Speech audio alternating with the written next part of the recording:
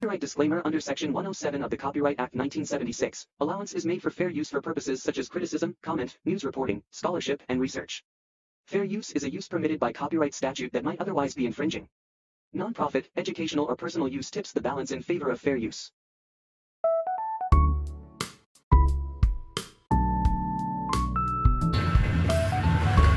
Magandang araw sa inyong lahat. Ako po si Elian Cabula at ako ay narito ngayon upang talakayin ang isang napakahalagang paksa, ang kahalagahan ng edukasyon sa makabagong panahon. Sa ating lipunan, ang edukasyon na hindi lamang isang karapatan, kundi isang tungkulin. Ito ang susi sa ating pag-unlad at pag-unawa sa mundo. Sa bawat takbang nating ginagawa sa ating buhay, ang edukasyon ang nagiging gabay natin. Ngunit sa panahon ngayon, napakaraming hamon ng ating kinakaharap. Mula sa mabilis sa pag-unlad ng teknolohiya hanggang sa pagbabago ng mga pangangailangan sa trabaho. Malagang maging handa tayo.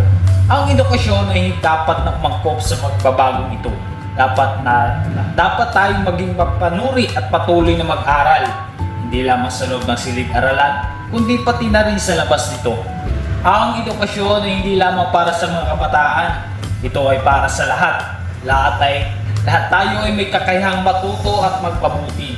Sa pamamagitan ng patuloy na pag-aaral, nagiging mas handa tayo sa mga pagsubok na darating. Huwag nating kalimutan na ang tunay na layunin ng edukasyon ay hindi lamang ang makuha ang mataas na grado, kundi ang maging mas mabuting tao.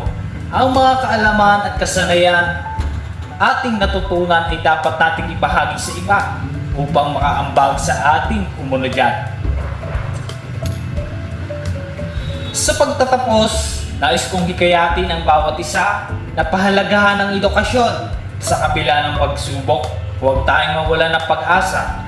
Patuloy tayong matuto at magsikap dahil ang kinabukasan ay nasa ating mga kamay. Maraming salamat po at magandang araw sa inyo.